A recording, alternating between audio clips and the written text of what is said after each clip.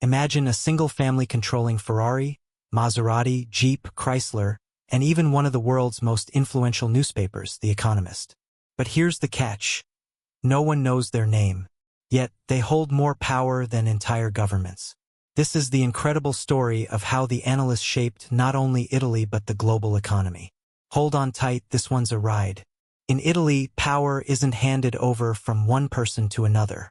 It flows through generations, passed down like a family heirloom. And at the heart of this elite world is the Aneli family. They're Italy's industrial royalty, the architects behind the country's most iconic brands, from Fiat to Ferrari, and Maserati to Juventus. But let's rewind to where it all began, to a time when Italy itself was still a young nation, struggling to find its place in the world. Picture this. It's 1899, Italy is still developing its infrastructure, and most of the country is rural and impoverished. Enter Giovanni Aneli, an ambitious visionary with a military background and an eye for opportunity in a time of chaos. He saw something that no one else did: the power of cars in a country without proper roads. In a time when automobiles were practically unheard of, Giovanni founded Fiat, Fabbrica Italiana Automobili Torino, in 1899 with a small group of investors.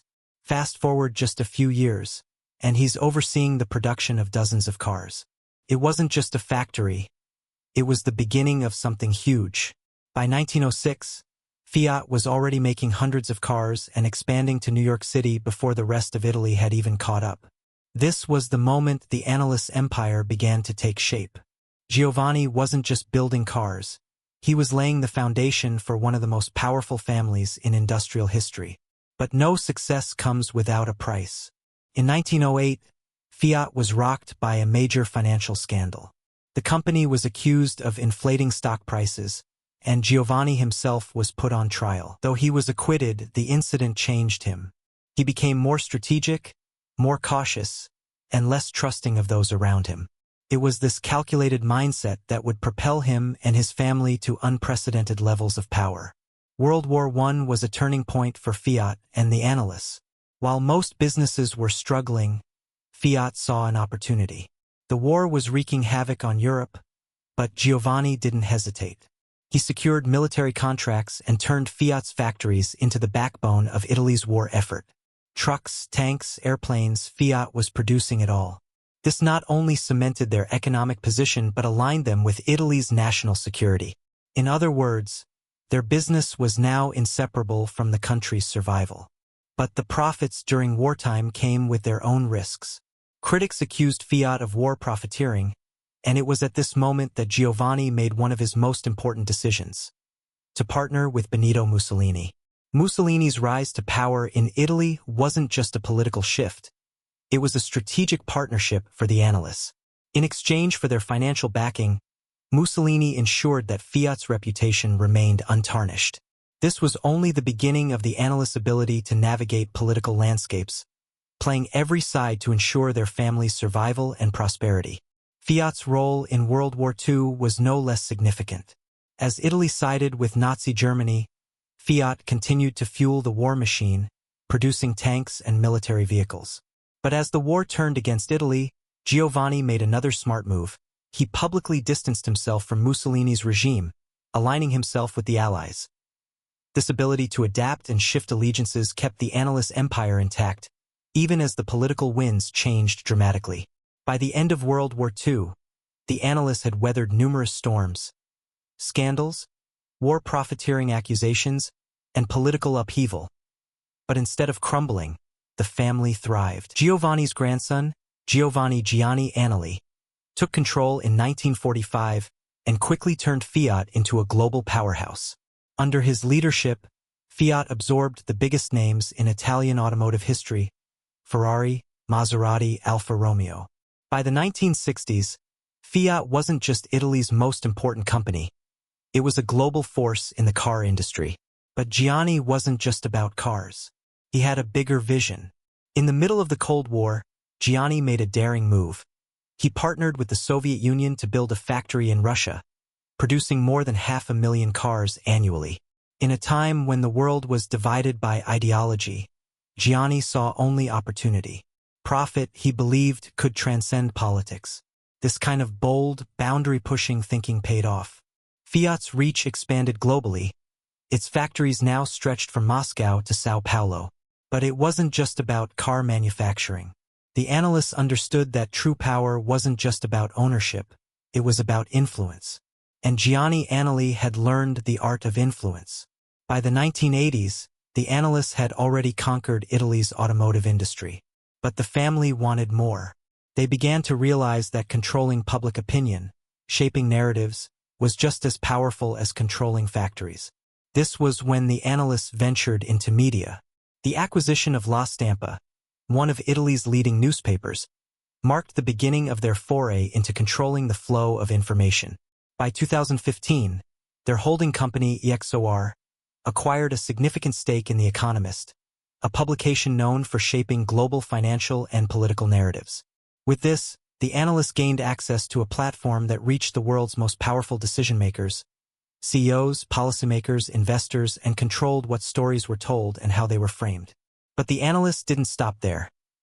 Their media empire grew to include La Repubblica, 13 regional newspapers, and even radio stations. This allowed the family to influence both national and regional narratives in Italy. Their media presence gave them the ability to shape the stories that dominated headlines, often framing the political discourse in their favor.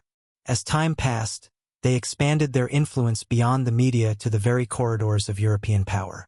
In 1983, Alberto Aneli helped establish the European Roundtable of Industrialists, an elite group that connected corporate power with decision-makers in Brussels. This was the beginning of the family's ambition to not only control industries but also to shape the rules that governed Europe's markets. By 2016, the Anelis took another step in their quest for global power. They moved their legal base to the Netherlands, effectively shifting their operations from a national powerhouse to a European giant. This allowed them to operate with fewer legal restrictions, giving them more flexibility to move capital and expand their global influence. And they didn't stop there. By 2024, EXOR, the Anelis holding company, had acquired a significant stake in Clarivate, a global data analytics firm that shapes decisions in sectors like education, healthcare, and government. This wasn't just about owning a company, it was about controlling data, the new currency of power. Data, after all, shapes everything in today's world. From stock prices to government policies, the Anelis now had access to the kind of information that drives the world's most crucial decisions. And with this knowledge, they could anticipate market trends, invest early in promising sectors, and position themselves for maximum profit. But the Anelis knew that true power isn't just about industry or data, it's about the hearts and minds of the people.